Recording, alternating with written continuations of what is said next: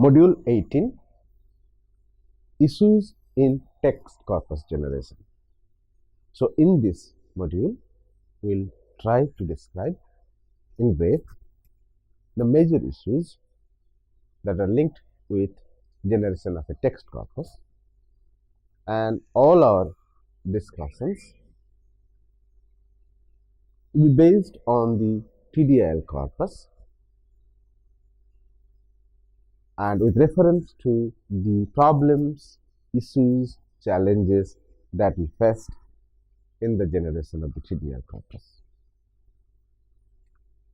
In our earlier modules, we have informed you that in a pan-Indian frame, the technology development of Indian languages, a project relating to corpus development in Indian languages, started in early 90s, to be more precise, in 1991.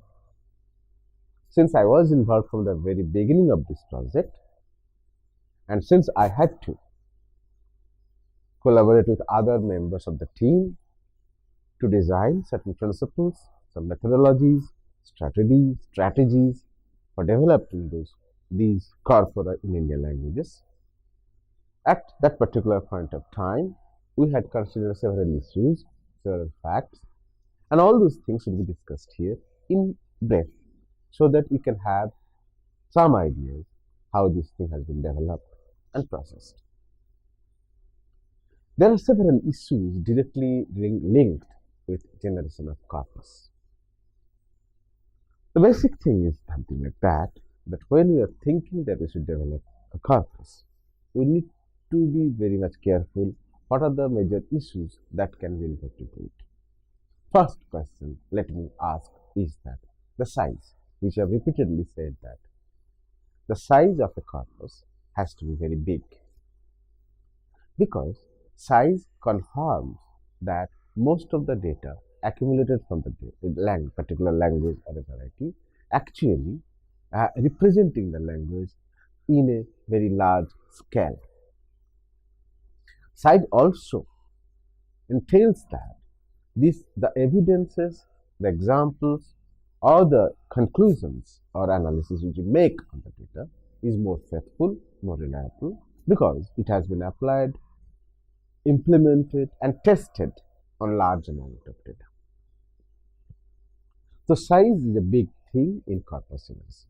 Although we know that there are many corpora which are very small in size, maybe say 1 lakh sentences, 1 million words or something like that. But it is always better to have large number of words, running texts in the corpus database. And since in this period of time, at present, generation of corpus in digital form, that too with a large amount of data, is not a challenging task as it was nearly 20 years back. We can definitely go for a large collection of data in the form of a corpus. Next issue is the representation of text types.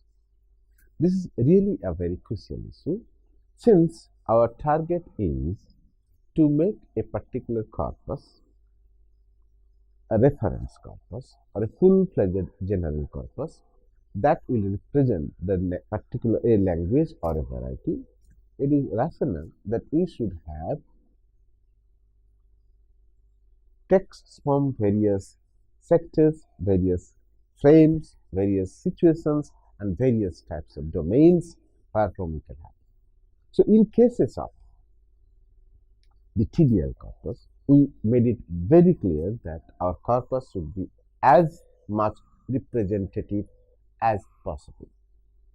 So text should come not only from formal writings, it should also come from informal writings like personal diaries, like personal letters, personal wills, personal notes, and other things. So it was also decided that text should be maximally representative in sense that all kinds of texts, informative texts, media texts, imaginative texts, advertisements, everything should be there. So while we are thinking about say imaginative texts, we are talking about uh, novels, fictions, some essays, fantasy writings, other things. But whenever we are talking about scientific text or informative text, we mostly concentrate on text related to science and technology and engineering and social sciences and other disciplines. Also, a huge part of the corpus actually coming from the text produced in newspapers. So, newspaper text is also a major part which has been considered in compilations of the TDL corpus. So, thus, we are trying to have a kind of balanced representations of the texts available in the language inside the corpus, because the target is to make the corpus maximally representative of a particular language or variety for which it is developed. Determination of time span, another important issue. So whenever we are trying to develop a corpus, the normal question is, what kind of time should be represented in the corpus? That's a very important question. So, based on the requirements of the target users, or based on the requirement of specific linguistic research, we can have a corpus of different types. It can be synchronic, it can be diachronic, it can be spread over the years, or it can refer to a text of a particular time. Suppose we are trying to develop a diachronic corpus. So logically, it stands that the corpus should be developed in such a way that it captures the continuous change of in the language as a good representation inside the text. If I try to develop a Bangla diachronic corpus, I must have certain examples or certain amount of data from Old Bengali texts, Middle Bengali texts, and Modern Bengali texts. But since we know that that cannot be properly evenly distributed, because the texts which are available at Old Bengal period is not very large. Moreover, there is no prose writings in those periods, so we cannot include those text part. So we can have only some poetic creations, Old Bengali documents or textbooks that can be part of the Old Bangla text corpus. So if we think that we should have only the text produced in last one decade, we can also do that. In fact, the TDIL corpus, which was being developed at the time, it was decided that to make a corpus diachronic is a very difficult task, because paucity of data of earlier years, non-availability of text materials of earlier centuries are the major hindrances. So, it was decided that we should concentrate on a small span of time, say 10 years time. So, whatever published or produced within that time span, within the decade, should be considered as eligible candidates to be included into the corpus. So, for the TDI corpus, the time frame was for only 10 years, 1981 to 1990. This has certain limitations. This has also certain advantages. The first question is that why that particular time span was decided to be included into the corpus. This is a crucial issue to be addressed. So, our answer was something like this, that to find when the project started in 1991, we realized that finding documents of the much earlier period, say before 1950 or 1960, was a little bit difficult. It was not easily accessible. But the materials, particularly books, are easily available of the earlier decade. So that was one of the motivations that led us to concentrate on the earlier decade. Second important thing which we personally realized is that finding out texts, particularly from newspapers, periodicals, magazines, government documents, which had been published much before, it was really difficult to get. So it was comparatively easier that we could get certain materials, certain amount of materials related to newspapers, magazines or periodicals, which has been published a few years ago, maybe say in 1981 or 82, 83, that too with a lot of effort. But to find a newspaper which has been published in 1950 and to collect data from that part is really tough job, because there are a lot of financial issues involved with it, a lot of technical issues involved with it. We have to pursue the newspaper houses, we have to request them to allow us to access their archives. So a lot of problems are involved into it. Even then, it was not possible to collect the data. So for our TDL corpus, only the immediate preceding earlier decade was considered. So the advantage was that TDL corpus can now boast that the texts produced within this time span is best represented in this corpus. So this is actually a replica, a small representation of the huge amount of data produced within this decade. So since this is the beginning part, it is assumed that let there be the data of this decade first.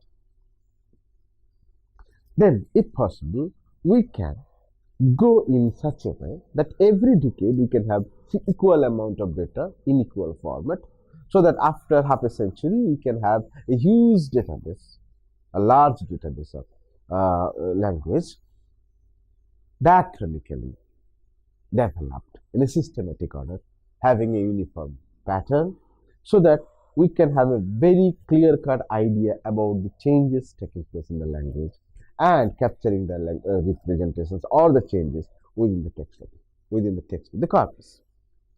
So for the TDL corpus, time span selection was a crucial issue, and after much debate, a particular time span which could allow us to collect data in a most sensible manner was decided.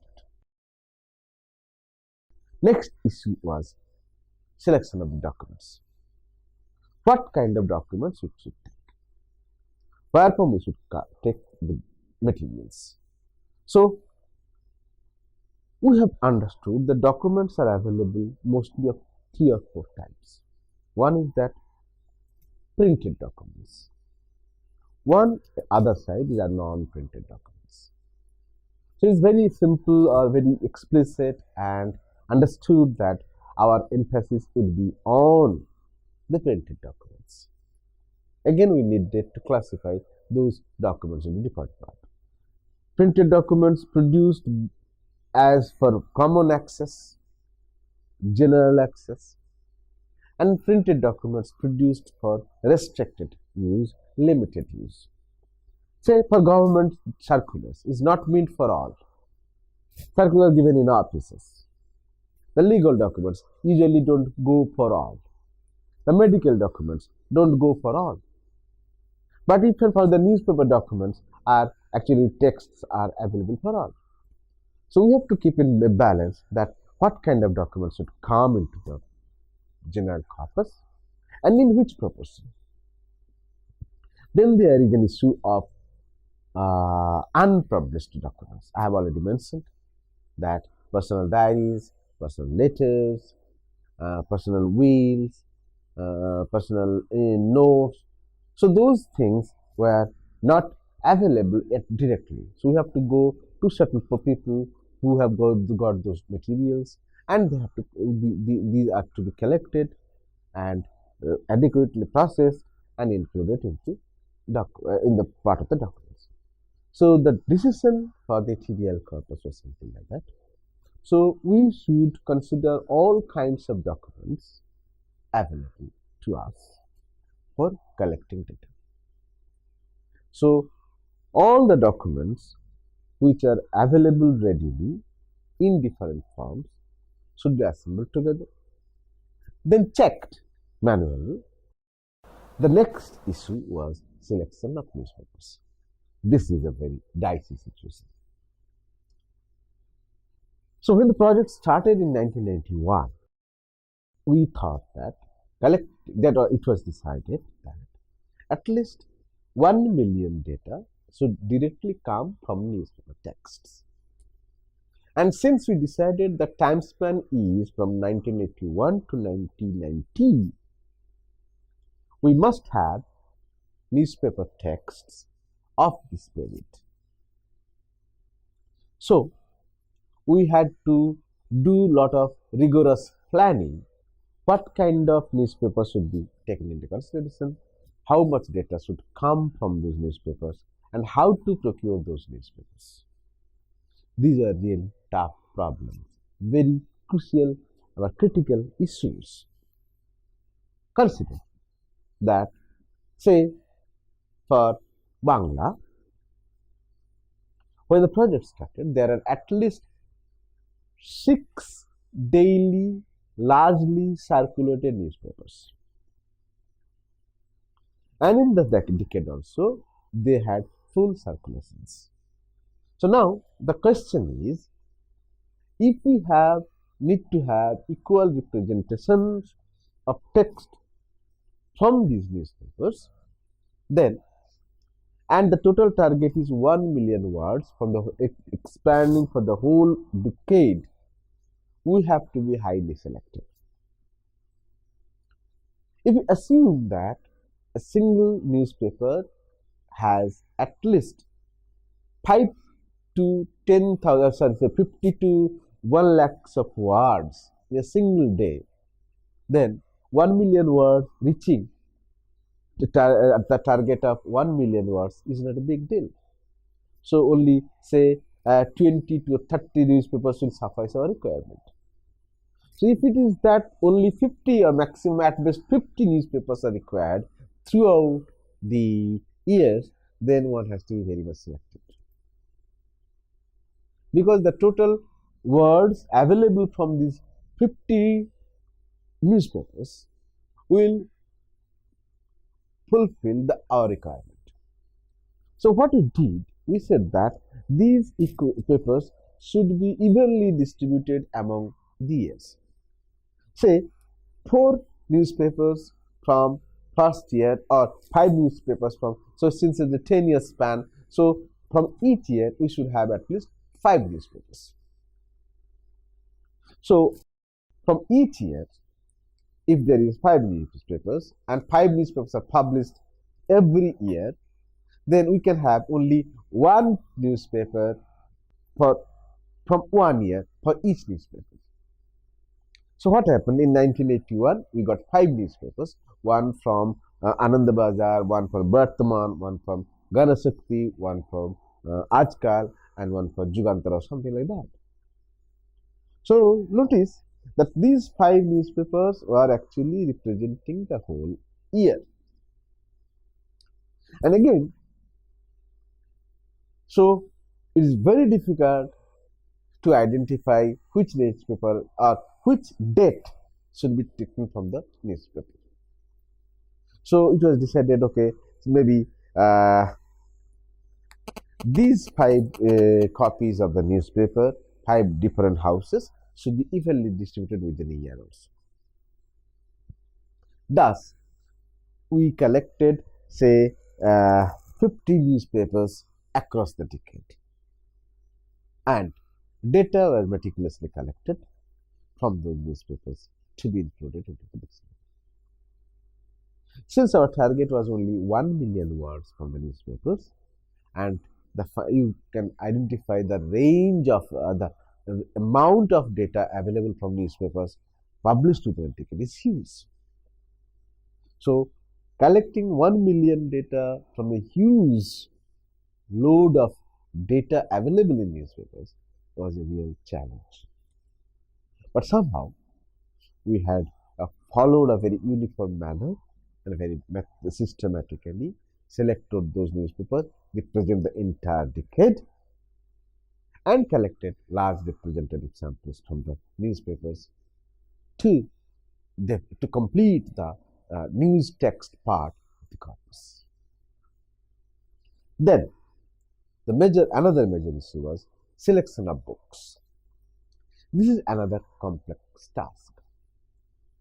As you know that we had decided that okay, the subject areas would be say around 85 different disciplines where from the text should come, and the entire total words for this text should be 1 million words. So, sorry, 2 million words for books. Newspaper has 1 million words, and books and journals should have 2 million words. So again, you can understand that in a decade, if there are 85 different disciplines, you can really understand how many books are being produced and published. In our estimation, when we followed the publishers and booksellers guide produced from the West Bengal, Kolkata, we noted that within 1 decade, within 1 year, more than 10,000 books are produced. So it is very difficult to select those books which are published within this decade to be included into the corpus. Moreover, those books were not evenly distributed in the sense that in all disciplines the number of books are not same. As it's very clear that in common sciences, in literary texts, in imaginative kind of text, you can kind of large amount of books produced as fictions or novels or short stories. But if you go for medical science or to engineering or to technology or some other areas, it becomes very difficult to identify or to find out good books which is published, or the number of books is very less. So since we evenly distributed that this certain amount of words should come from those all disciplines, so we were meticulous, we were sincere, we were careful to collect the books from all those disciplines. So finally, we are able to collect a large collection of books, which are ultimately decided after much debate to be considered to be included into the corpus project. There was another important issue involved into it. This is that many books, it was clearly stated in our agenda that those books which are published within the time span of 1981 to 1990 should be considered for inclusion in the corpus. Now the problem starts is that many books were published before that. Then the second edition or reprint are published within this time span. Now the question is, since the first publication of the book, publication date of the book is far beyond or much earlier than the time selected for our project, and whether those books should be included into the corpus. So initially there are a lot of debates on it. Ultimately, after much discussions, it was decided that since these books are published, reprinted, re-edited and reproduced within this time span, it implies that they have still functional or applicational or referential or academic values to the community. And since these books have justified their existence within this decade, they are equally eligible to be considered for collection of data from these resources. So thus, many of the books, particularly some books produced by Taggart, were published much earlier but republished within this decade are considered to be included into the corpus. Then, the major issue was selection of writers. Whose writings should come into this? Here, whether all famous writers or less famous writers, major writers or minor writers, very widely known writers, widely read writers, or less read writers. So these are the various issues also came up at the time of selection of writers. But ultimately, what we decided is very clear. Since it is a general corpus, it meant to represent the language used by, not by a specific few widely known writers, but to represent the language of the multitude of less known, unknown, common writers. Emphasis should be more on those less known writers because their contribution is much larger than a few well-known writers. So their text should be taken into consideration. So people coming from all walks of life, those who have written any book, any text produced and available to us are included into it. Equal emphasis is also given to the female writers also. It is not only the male writers that are considered. The contributions of female writers are equally important to be included in the corpus. And we did with that. We were maximally democratic in our approach in selection of writers. So alongside those famous writers, we have given more emphasis on the text produced by less known, unknown, uncommon writers, so that our texts can be much more widely representative of the language community or the language we want to represent, we have to capture in the corpus. The next issue, or the final issue about regarding this, was the identifications of target users. As we have discussed in earlier modules, that each corpus has its immediate users. This identifies immediately who are supposed to be using the data or the corpus developed. So that was also has to be determined for us. It was also determined who are going to use this data. So for us, it is very clear. This corpus which is we are trying to or we develop is not meant for only a specific set of people interested on specific properties of the language. This is a general reference corpus. That means the users of this corpus can come from any walks of life, from any sphere of life. Those who are interested into the text, into the body or the texture of the language can utilize this corpus. So, the application potential of this corpus is wide and maximally useful for all domains of research and development activities. But at the same time, our basic focus was something like that this would be a ready resource for the people now engaged in the tasks of language technology, computational linguistics, natural language processing, as well as for the people who are directly involved with language and linguistics. Those who are compiling dictionaries, those who are developing grammars, those who are developing text materials, those who are compiling term databases, those who are developing word books, or those who are developing new grammar or analyzing sentences of the language. So they can easily they can easily utilize the data and information from the corpus. So, to conclude, let us say that this corpus, which has been developed, now available most of the time for most of the Indian languages in the Unicode format, is meant to be a general, common, national resource, open for all kinds of applications, use, reference, and utilizations in various domains of mainstream linguistics, language technology, and in allied disciplines. Thank you.